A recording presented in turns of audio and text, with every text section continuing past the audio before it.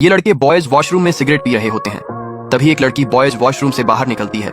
ये देखकर इन लड़कों की हवा ढीली हो जाती है और ये डर के मारे वहां से भाग जाते हैं। तभी तीसरा लड़का इस लड़की से बोलता है कि ये बॉयज वॉशरूम है। लड़की बोलती है कि गर्ल्स वॉशरूम में पानी नहीं आ रहा, इसलिए उसे बॉयज वॉशरूम का इस्तेमाल करना पड़ा। जब लड़की वॉशरूम से बाहर जा रही होती है तो लड़का उसे ब्लैकमेल करने के लिए बॉयज वॉशरूम के आगे उसकी फोटो खींच लेता है। अब अगले दिन लड़की का बर्थडे होता है। लड़की को पूरा स्कूल बर्थडे विश कर रहा होता है। लड़की बहुत खुश थी कि आज वह बहुत दिन बाद अपने मम्मी पापा से मिलेगी।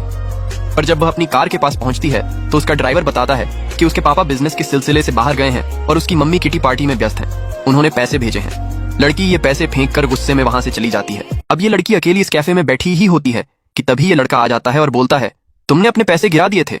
तब लड़की बोलती है, गिराए नहीं, फेंके हैं। लड़का बोलता है, तो ठीक है, फिर मुझे इन पैसों से शॉपिंग कराओ। तो लड़की मना करने ही वाली होती है।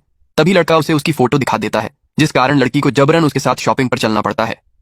अब लड़का लड़की से पूछता है, बताओ संध्या के लिए क्या ड्रेस सही रहेगी। तो लड़की बोलती है, तुम्हारी गर्लफ्रेंड के लिए मैं क्यों बताऊं।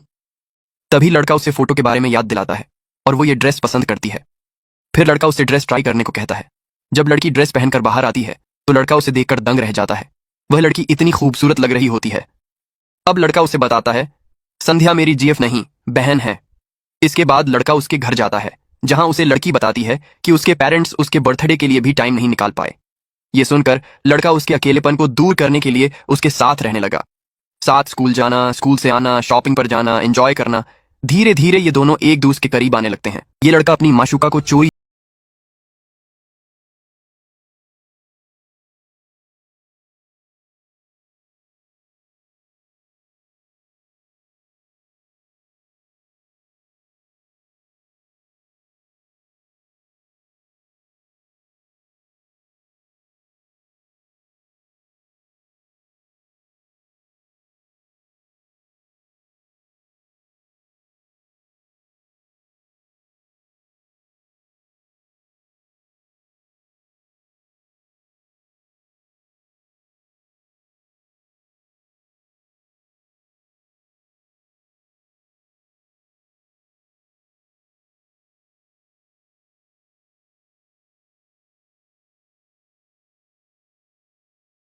कुछ नहीं बोला। अब संदीप का ट्रेनिंग पर जाने का समय आ चुका होता है तो उसके घर वालों को बहुत चिंता हो रही होती है। अब संदीप अपनी ट्रेनिंग पर जा रहा होता है तो उसके घर वालों की आंखें नम होती हैं।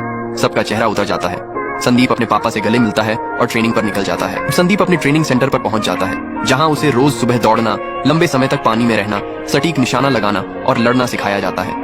धीरे धीरे संदीप हर चीज में माहिर हो जाता है, जिसे देखकर वहां एक हर्ष नाम का लड़का उससे जलने लगता है। संदीप वहां रहकर रोजाना ईशा को चिट्ठी लिखता था और उसे भेजता था, पर ईशा का कोई जवाब नहीं आता था। ये देखकर संदीप उदास रहने लगा, लेकिन उसने इसका असर बिल्कुल भी अपनी ट्रेनिंग पर नहीं आने दिया।